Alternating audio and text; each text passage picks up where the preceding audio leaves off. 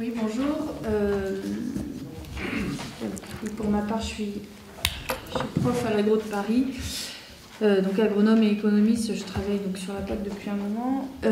Juste pour vous dire aussi que, puisqu'on parle de PAC, vous savez que alors je sais que ça devient en concurrence aussi de cette journée-là, mais cet après-midi, il y a la ferme, mais ça finit, et c'est aussi ce soir, il y a la ferme de Paris, qui est une super initiative organisée notamment par la Confédération paysanne, qui est le syndicat minoritaire mais très, très engagé, très militant, et voilà, qui organise Place Stalingrad des débats et tout un tas d'activités autour du monde paysan.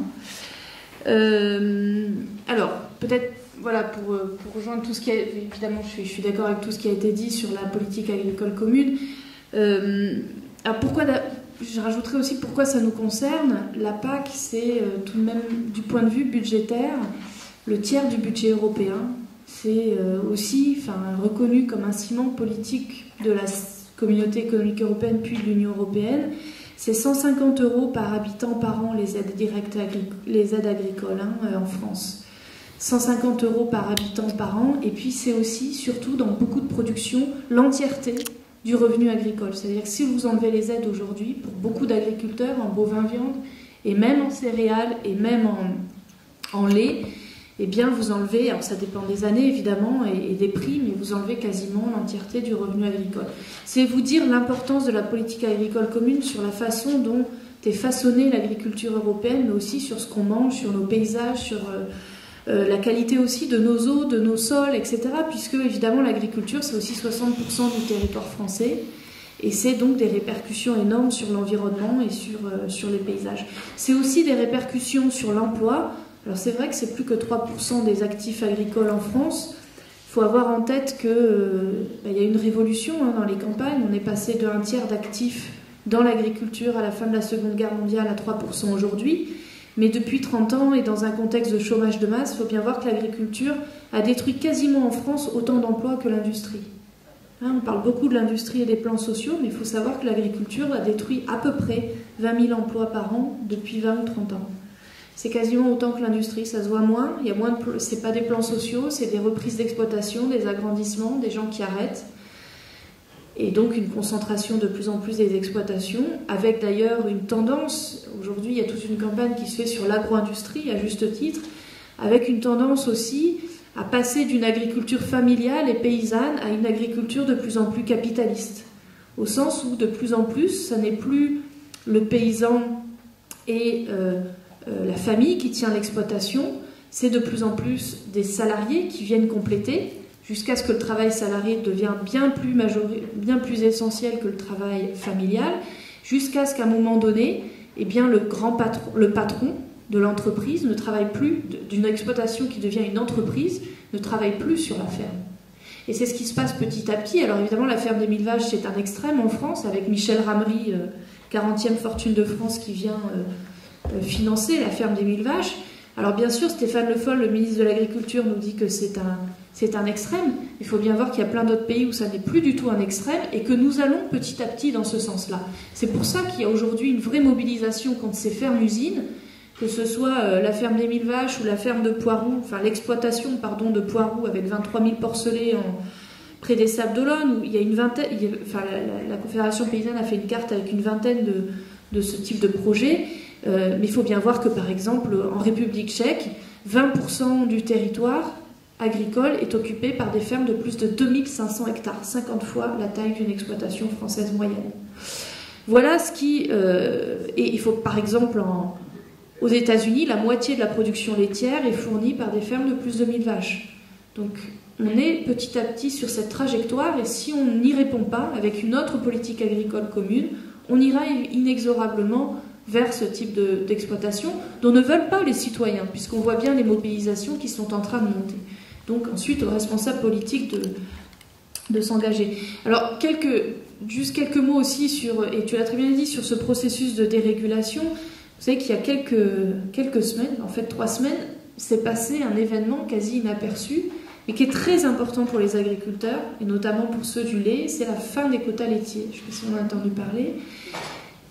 Qu'est-ce que c'est ces quotas laitiers? C'était en fait un outil de régulation fort qui disait pour chaque exploitation en France, on n'avait pas le droit de produire plus de tant de litres de lait. Ça permettait en fait d'abord de combattre la surproduction, de permettre une stabilité plus importante des prix et surtout de fixer territorialement la production sur le territoire français. Au nom du libre marché, ces quotas vont être supprimés, enfin sont supprimés, là ça y est, c'était au 31 mars. Et en fait, le lait est un véritable cas d'école parce que le lait, contrairement aux céréales ou à la viande bovine, quelque part a été protégé, ça a été le dernier secteur protégé par la politique agricole commune. C'est-à-dire que le système de prix garanti, le fait qu'on permettait aux agriculteurs d'avoir des prix minimum garantis. D'accord ? Ça, c'était de la PAC des années 60. On avait des prix minimum garantis, qui étaient garantis, c'est-à-dire que quand les prix baissaient trop, hop, on stockait, l'Union européenne stockait, puis elle déstockait, soit à l'étranger, soit en France, enfin en Europe, au moment où les prix remontaient. D'accord ? Ce système de prix garanti, avec des forts droits de douane, avec des subventions aux exportations, que par ailleurs on peut critiquer, hein, mais donc tout ce système de régulation a été accompagné petit à petit également d'outils qui ont permis de maîtriser les volumes de production, du moins dans le lait avec ses quotas, hein, qui permettaient d'avoir un plafond sur les volumes de production. Tout ça, à partir des années 90, a été battu en brèche par la loi du libre marché, l'idéologie néolibérale. Tout a été balayé. Et pour le lait, tout a été fait d'un coup à partir des années 2000. Et ça a été très brutal, avec comme point d'orgue la fin des quotas laitiers. Mais qu'est-ce qui s'est passé ? Il s'est passé qu'aujourd'hui, les agriculteurs, les producteurs laitiers, voient leurs prix suivre les cours internationaux qui font ça.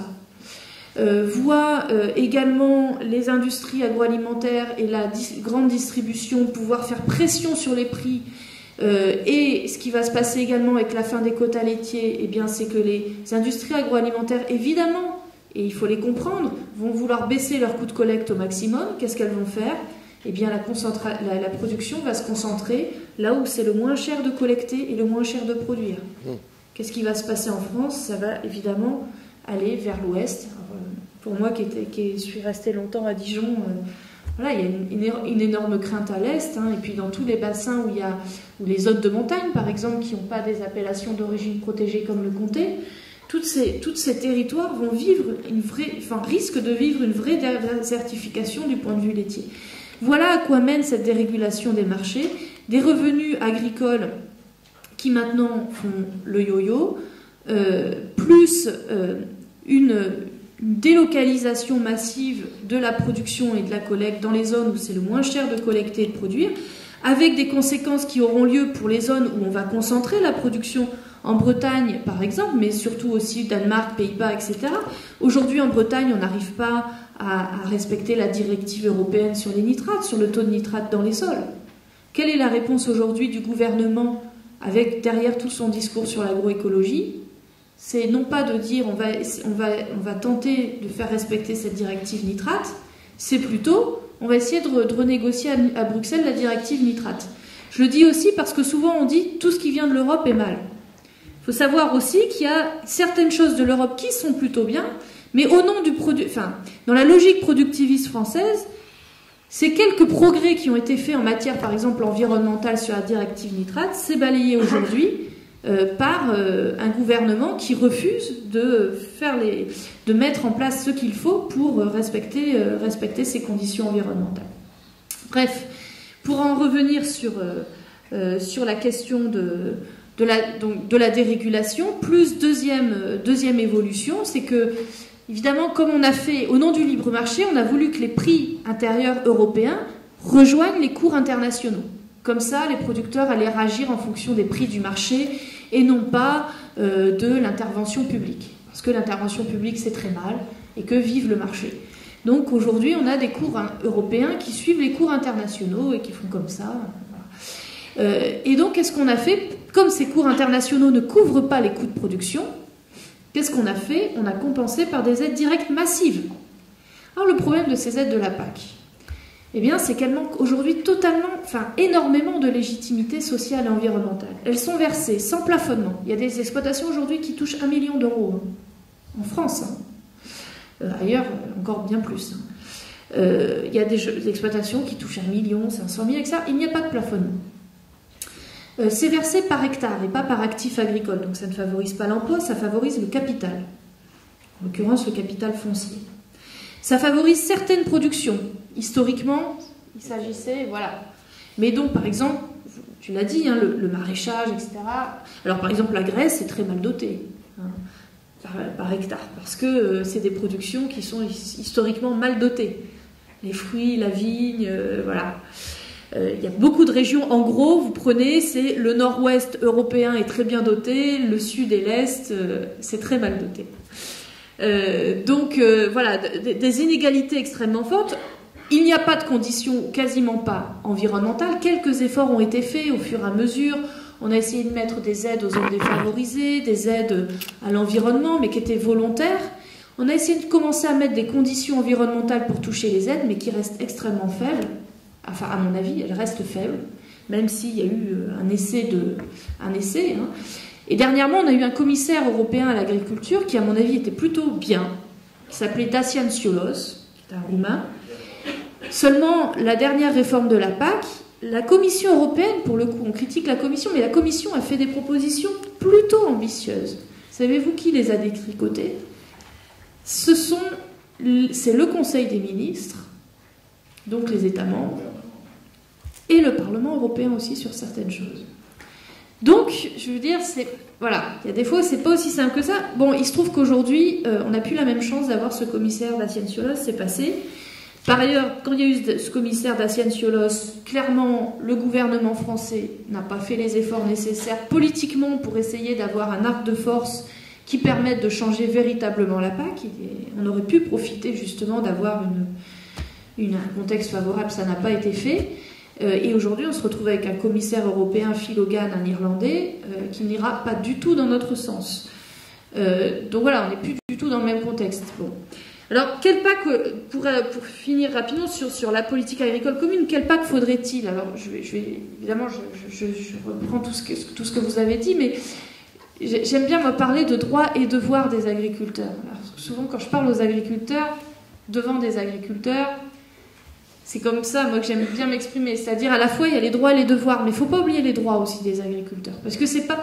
On ne peut pas leur dire, et c'est ce que font parfois des environnementalistes, etc. On ne peut pas leur dire seulement, bon, il y en a marre, il faut respecter l'environnement, vous faites n'importe quoi.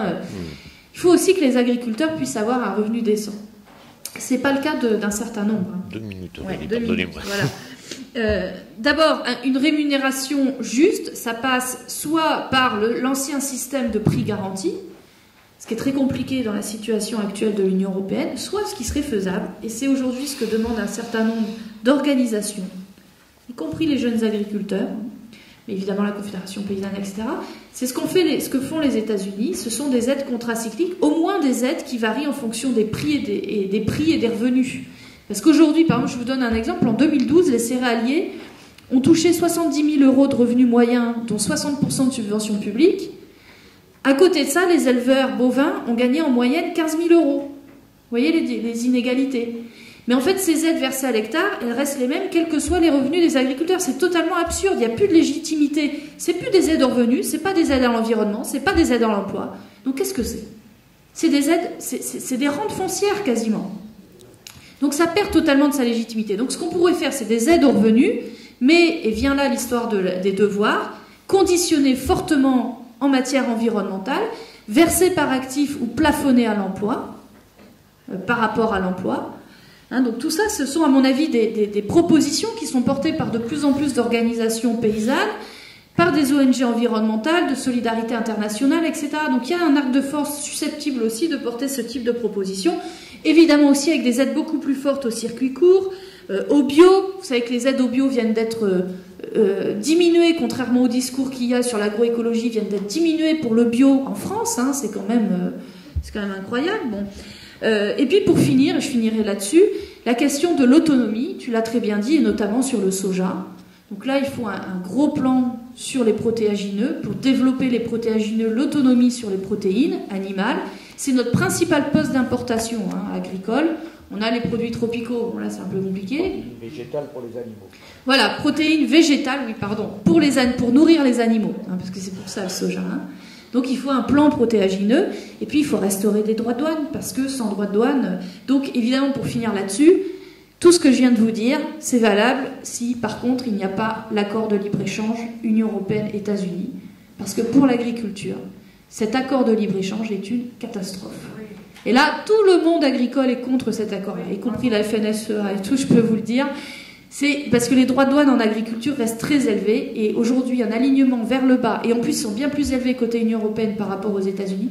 Aujourd'hui un alignement vers le bas des droits de douane, c'est catastrophique. À mon avis, c'est encore beaucoup plus catastrophique que l'histoire du bœuf aux hormones, de la volaille chlorée et tout ça. C'est vraiment l'histoire des droits de douane. Ça va être une catastrophe, notamment pour la viande bovine. Si on aligne ces droits de douane et si on les diminue, comme ça a été fait avec le Canada, de l'ordre de 95%, ça va être un raz-de-marée. Donc évidemment, tout ce que je vous dis là n'est valable que si on ne signe pas cet accord de libre-échange, et je m'arrêterai là-dessus. Voilà.